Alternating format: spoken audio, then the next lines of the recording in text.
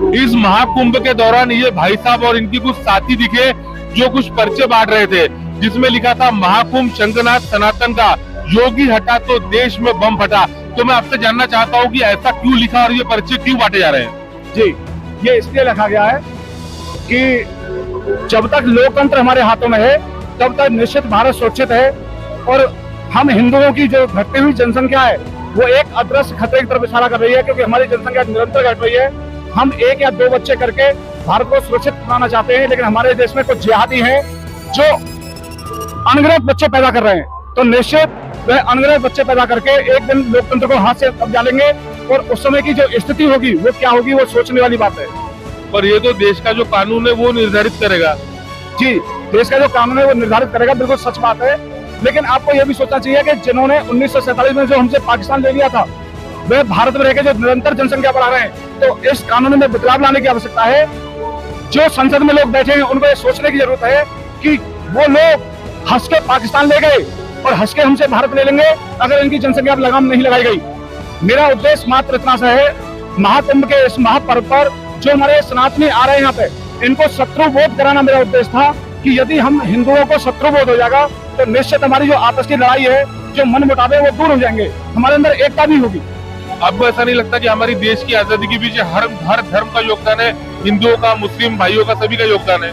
अगर भारत की आजादी में मुस्लिमों का योगदान होता तो निश्चित मुसलमान हमसे पाकिस्तान नहीं लेते।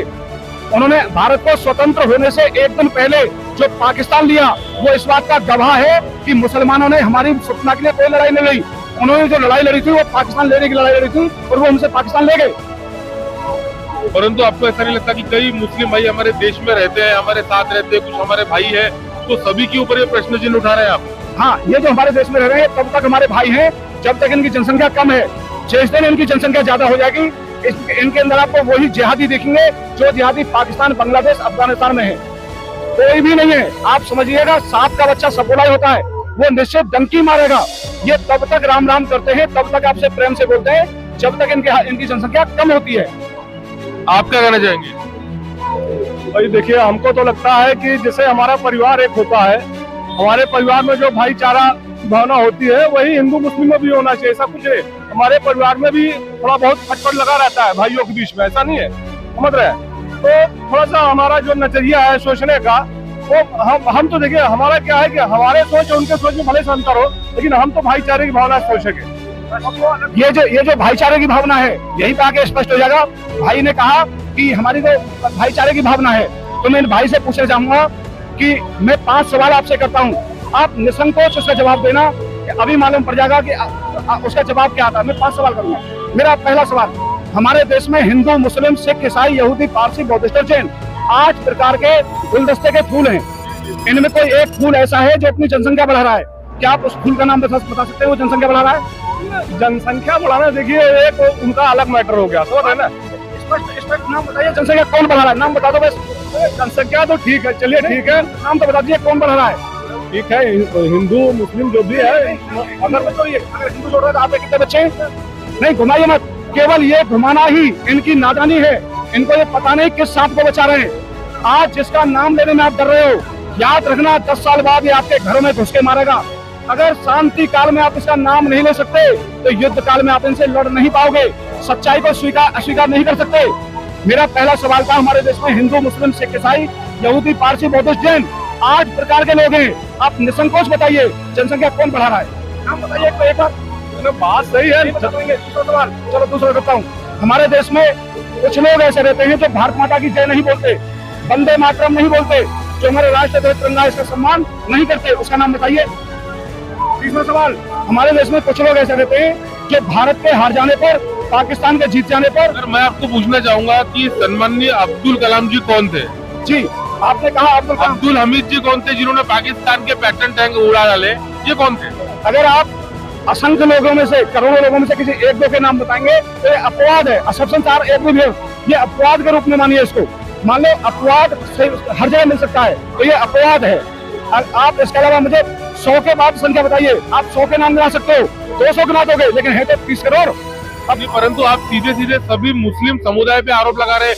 आप कुछ लोगों पे शायद आरोप लगा सकते थे, परंतु आप तो पूरे समाज पे आरोप लगा रहे हैं ना। मैं इसलिए आरोप लगा रहा हूँ क्योंकि जब देश में घटना घटती है, जब पश्चिम बंगाल में हमारे हिंदुओं को मारा जा रहा है, जब बांग्लादेश में हिंदुओं को मारा जा रहा है, तो क्या जो भारत के रहने वाले मुस्लिम है, जो शांति प्रिय जिनको आप कह रहे हैं, क्या उन्होंने कोई विद्रोह किया?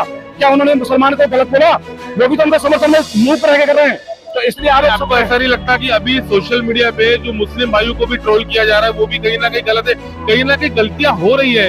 हम उनको, अब मुझे बताइए, पाकिस्तान आपने बना दिया, आप क्या करना चाहती हैं उनके साथ? वो तो रहेंगे देश में ही। मैं एक बात बोलना चाहूंगा कि सारे हिंदू अच्छे नहीं हो सकते और न सारे मुस्लिम अच्छे हैं। कुछ हिंदू भी गड़बड़ होंगे, कुछ मुस्लिम भी गड़बड़ होंगे। तो भाई ने कहा सारे, हम उनको, अब मुझे बताइए, पाकिस्तान आपने बना दिया, आप क्या करना चाहती हैं उनके साथ? वो तो रहेंगे देश में ही। मैं एक बात बोलना चाहूंगा कि सारे हिंदू अच्छे नहीं हो सकते और न सारे मुस्लिम अच्छे हैं। कुछ हिंदू भी गड़बड़ होंगे, कुछ मुस्लिम भी गड़बड़ होंगे। तो भाई ने कहा सारे हिंदू खराब नहीं हो सकते, सारे मुस्लिम अच्छे नहीं हो सकते। ठीक है, इनकी बात मान ली। तो बताइए, मुसलमानों ने तलवार के दम से 56 देश लिए, आपने कितने देश लिए? जवाब दीजिए। हिंदू से शांत हुए तो कोई नहीं हो सकता, ये तो सत्य है। लेकिन मुझे एक बात बताइए, मुझे एक बात बताइए, सुनिए। छत्रपति शिवाजी महाराज के साथ जो साथी थे वो मुस्लिम थे, उन्होंने छत्रपति शिवाजी महाराज को धोखा नहीं दिया। गुरु नानक देव जी के साथ बाला मर्दाना थे, तो ये आप कौन सी बात कर रहे हैं? मैं बोल रहा हूँ, मैं दो भाई हूँ, जरूरी नहीं एक भाई अगर शांति प्रिय है, दूसरा हो सकता है कट्टर हो। तो ऐसा नहीं कि हम उसको मार के भगा दें, ठीक है, कोई दिक्कत नहीं, परिवार तो चलाते हैं ना। फिर भी ये को चला, भाई ने कहा, भाई आप कहाँ के रहने वाले? मैं इलाहाबाद। भाई ने कहा इलाहाबाद के रहने वाले, तो मैं आपको जितना पैसा मांगो उतना पैसा देता हूँ, आप मेवात में रह के दिखा दो। आप यदि सबको बराबर मान रहे हैं तो आप जितना पैसा मांगो उतना मैं पैसा दे रहा हूँ। मैं मेरी संपत्ति बेचूंगा, आप मेवात में रह के दिखा दो, पश्चिम बंगाल में रह के दिखा दो। मैं आपसे वादा कर रहा हूँ, आप रह नहीं पाओगे, आप अपनी मूछ बेटी बचा नहीं पाओगे वहाँ पे। आप इसलिए कह रहे हो क्योंकि आपके आसपास हिंदू हैं, इसलिए आपको शांति दिख रही है। अगर यही यहाँ अखिलेशुद्दीन होता, भी योगी जी नहीं होते, तो इसी महाकुंभ में टोपी वाले असंख्य घूम रहे होते और बहन बेटियों के शायद अपहरण भी हो रहा होता। आप सच्चाई को अस्वीकार नहीं कर सकते। आपकी बातों में सही है, लेकिन ऐसा भी नहीं है कि पूरी तरह से मतलब किसी को वो किया जाए, समझ रहे हैं? किया जाएगा, सच्चाई को सच ही कहा जाएगा। आप बेशक उससे भाईचारा निभाइए, आपको स्वागत है, आप उनसे रिश्ता भी बनाइए, मुझे कोई आपत्ति नहीं है। लेकिन जो गलत है वो गलत है। मेरे 5 सवाल का जवाब एक ही निकलता है और वो निकलता है केवल जिहादी।